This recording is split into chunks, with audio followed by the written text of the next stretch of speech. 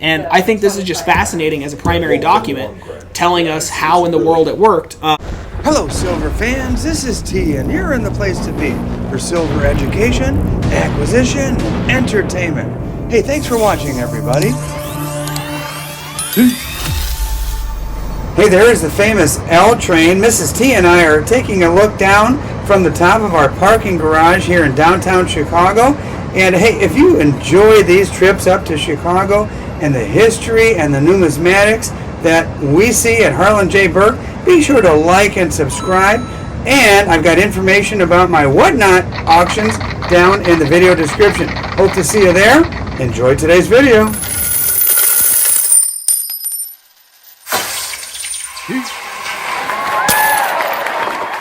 What's that other note that you have over there? So, while cleaning said archives, I found a really, really neat letter.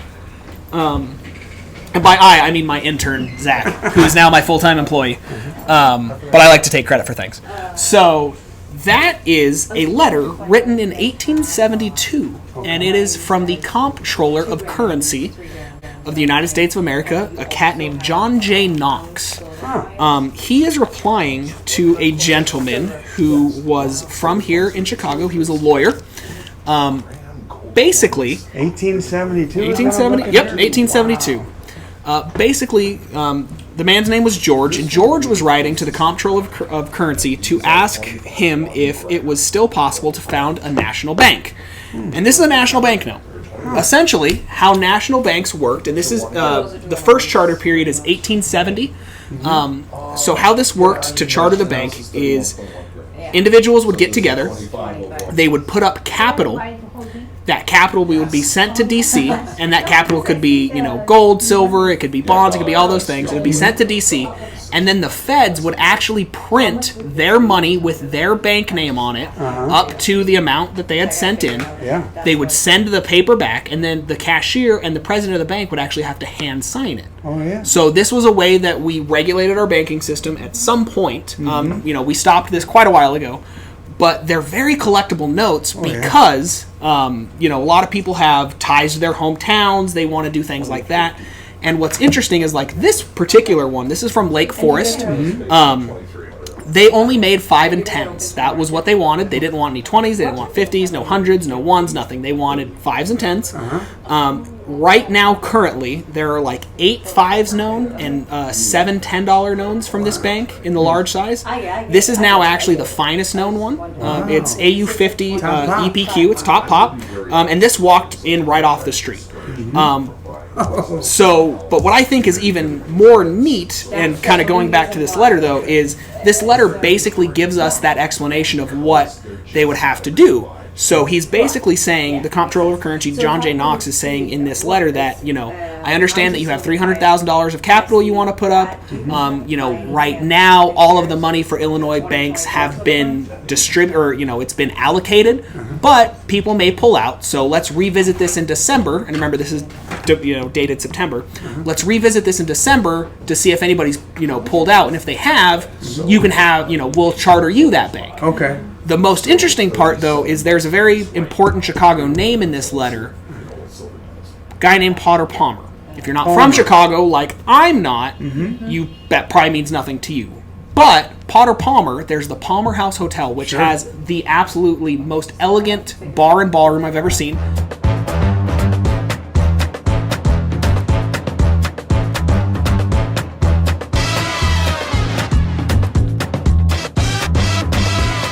Welcome to the hip and historic Palmer House Hilton, where we continue to innovate while preserving our historic integrity. Stepping into the lobby, gaze upon the rare beauty and feel a living, breathing piece of Chicago history.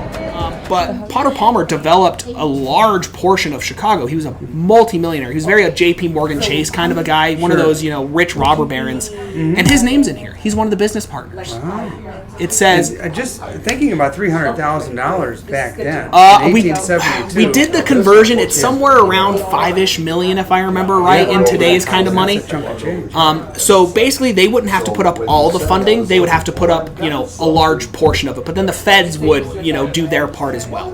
But this is really the first time that banking became a federal issue, because before this, the states and even the own individual counties, towns, and things, they were the ones that regulated currency, not the federal government. Okay. Banks could issue their own notes. This is the first time that the federal government says, hey, oversight. You can still be your own bank, you can still do what you want to do, but there has to be some oversight here. So that's the first time it ever happened, and I think this is just fascinating as a primary document telling us how in the world it worked. This bank never came to fruition either. And as far as I know, and I've only started delving into the research, but Potter Palmer is mentioned nowhere of trying to start a national bank that I can find. So this is kind of one of those things that it's one of those guys. He's a very big figure. People know all about him. We might have just discovered something new about him that nobody knew, that he was also looking to be a financier and get into that realm. Well, the provenance makes it so interesting. Ultimately, is that going to be sold at your shop here, or put up for auction, or I don't think you're going to be putting it on Whatnot, are you? No, it will not be on Whatnot. Doggone it. Honestly, I think it's one of those things that it's just going to live in our archives. We've already sent it to a couple of actual archives. We've scanned it. It's anytime we get important stuff like that, we try to do our due diligence with it. But I love this stuff, and I like keeping it because it's interesting to me. And well, I don't have to, so I'm not gonna. Yeah, why not? Well, hey, Russ, every time I come here, it's an interesting experience. And, hey, thanks for taking the time. Mrs. T and I are going to do a little shopping, and appreciate it, buddy. Absolutely. The only thing is either that. That was a really cool note that Russ showed off, and I thought I would show my notes that I have. A couple of my favorites. This one's from the First National Bank of East Chicago, my hometown. And then on the other side of town is where Mrs. T grew up. That's the National Bank of Indiana Harbor at East Chicago. And so just a couple of notes. I'm not a huge note collector. Oh, by the way, here's a third one right here. First National Bank of South Bend. I really enjoy these federal bank notes, and I thought I'd show you a little peek before I closed out the video and said goodbye.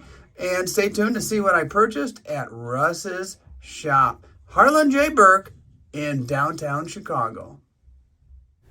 Hey, special thank you to these channel members who support my efforts to bring you videos just like this one. If you'd like to become a channel member, there's info down in the video description. Now let me show you what I purchased over at Harlan J Berk. And I'll tell you what, lots of silver, lots of backdated kookaburras, Englehards, you name it. Got a lot of good stuff for my Whatnot auctions. I will keep some of this. I'll sell you the rest, but I always pick out the coolest of the cool stuff at the coin shop to offer up. So be sure to follow me on Whatnot. The info, again, is not only in the video description, it's also in a pinned comment down below.